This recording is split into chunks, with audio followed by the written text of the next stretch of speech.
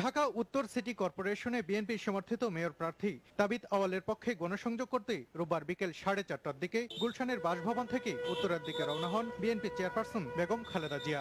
বিকেল 5টার কিছু আগে উত্তরা মডেল টাউনে এসবি প্লাজার সামনে থামে তার গাড়িবহর। সেখানে প্রায় 20 মিনিট অবস্থান করে বাস মার্কায় ভোট চান তিনি। এরপর উত্তরা রাজুক কমপ্লেক্স সহ আরও কয়েকটি পয়েন্টে গণসংযোগ করেন বিএনপি চেয়ারপারসন।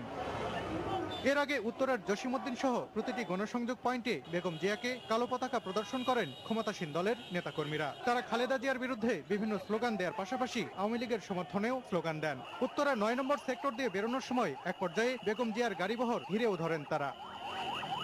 উত্তরা থেকে বেরিয়ে সন্ধ্যার পর কুড়িল, বাড়িধারা ও উত্তরবাড্ডায় প্রচারণা চালান বেগম খালেদা জিয়া। এ সময় সাংবাদিকদের মুখোমুখি হয়ে প্রতিক্রিয়া জানান তিনি। আমি কোথাও বাধা টাধা মানি না, আমি কারো বাধা মানি না। আমি নির্ভয়ে নির্দ্বিধায় এগিয়ে যাব, কেন আমার সঙ্গে জনগণ আছে, দেখতে পাচ্ছেন সব জনগণ আছে। গণসংযোগকালে জনগণের সাড়া দেখে ক্ষমতাসীনরা উদ্বিগ্ন হয়ে পড়েছে বলেও মন্তব্য করেন তিনি। ব্যাপক সাড়া, এই সাড়া দেখে এখন আওয়ামী লীগ এখন পাগলের মতো অবস্থা হয়ে গেছে, এখন তারা সন্ত্রাসী শুরু করে দিয়েছে। নির্বাচন সুষ্ঠু হলে 3 সিটিতেই বিএনপি সমর্থিত মেয়র প্রার্থী বিজয়ী হবেন বলেও মন্তব্য করেন বেগম খালেদা জিয়া।